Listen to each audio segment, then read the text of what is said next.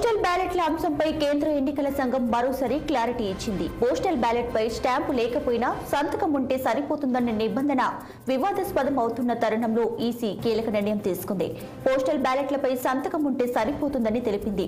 6వ ధృవీకరణ తర్వాతే ఫారం 13A పై అటెస్టేషన్ అధికారి సంతకం చేస్తారని వెల్లడించింది. ఆ మేరకు తాము నిర్దేశించిన విధంగా పోస్టల్ బ్యాలెట్లు చెల్లుబాటు అయ్యేలా చూడాలని రిటర్నింగ్ అధికారులకు తాజా ఆదేశాలు ఇచ్చింది.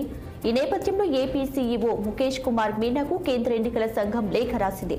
అయితే ఈసీ తీసుకున్న ఈ నిబంధనను వైసీపీ తీవ్రంగా వ్యతిరేకిస్తుంది.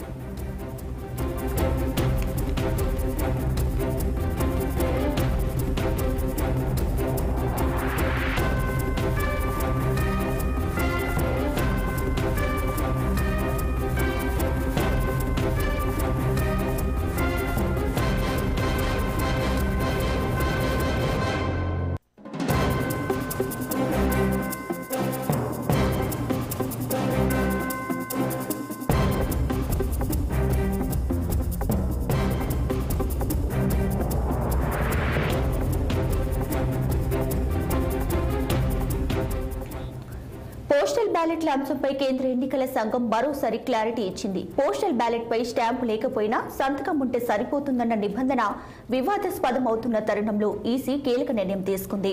పోస్టల్ బ్యాలెట్లపై సంతకం ఉంటే సరిపోతుందని తెలిపింది. 6వ ధృవీకరణ తర్వాతే ఫారం 13A పై అటెస్టేషన్ అధికారి సంతకం చేస్తారని వెల్లడించింది.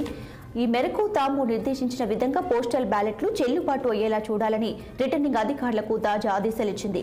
ఈ నేపథ్యంలో ఏపీ సీఈఓ ముఖేష్ కుమార్ మీనాకు కేంద్ర ఎన్నికల సంఘం లేఖ రాసింది.